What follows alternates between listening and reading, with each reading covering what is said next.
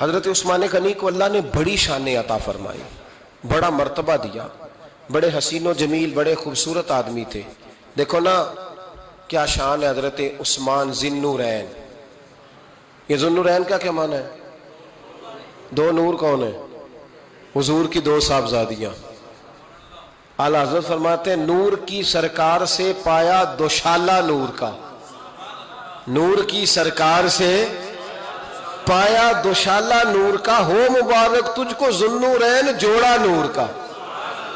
دو نوروں والے حضرت عثمان غنی۔ ایک بیٹی کا نکاح کیا، وہ وصال کر گئی تو محبوب نے دوسری بیٹی کا بھی نکاح کر دیا۔ یہ جو بیچارے پراپوگنڈے والے ہوتے ہیں نا، یہ پہلے دن سے صرف پراپوگنڈے میں ہی ہے، یہ نہ محب بن سکے نہ محبوب بن سکے۔ ان کا نہ کوئی اپنا ہوا نہ انہیں کسی نے اپنایا، یہ پراپوگنڈے والے ہی ہیں، ساری زندگی چیم گوئیاں، کانوں میں باتیں، اپنا اپنا مزاج ہے نا جی، جس کے حصے میں جو ڈیوٹی آئی۔ کچھ لوگ وہاں بھی منافقین چیم گوئیاں کرنے لگے، دوسری بیٹی بھی دے دی، دوسری بیٹی بھی دے دی، دوسری بیٹی بھی دے دی۔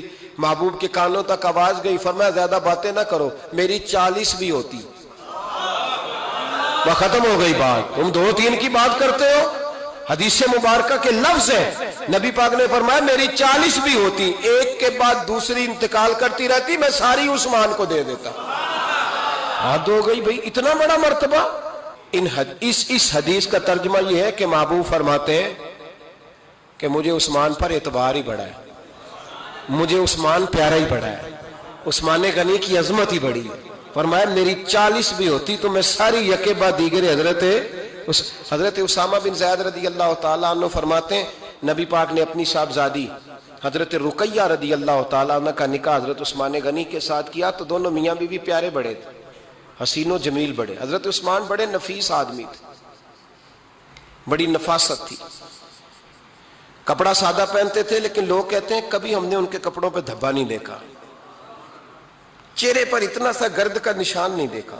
حضرت عثمان غنی سے کسی نے کہا کہ عثمان خوبصورت بھی بڑے ہو، پیارے بھی بڑے ہو، لیکن یار اپنے آپ کو وقت کتنا دیتے ہو، سجنے میں، سورنے میں، تیار ہونے میں کتنا وقت لگاتے ہو؟ فرمانے لگے حضرت عثمان غنی اتنا تو ٹائم ہی نہیں ہے کہ اپنے آپ کو دیا جائے۔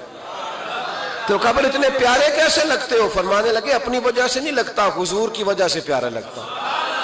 کب وہ کس طرح؟ فرمانے لگے نبی پاک صلی اللہ علیہ وسلم نے ہمیں وضو دیا ہے، فرمایا ایک دفعہ وضو کر کے آئینے کے سامنے کھڑا ہوتا ہوں، یوں لگتا ہے اللہ نے میرے چہرے کو پہلے سے زیادہ نور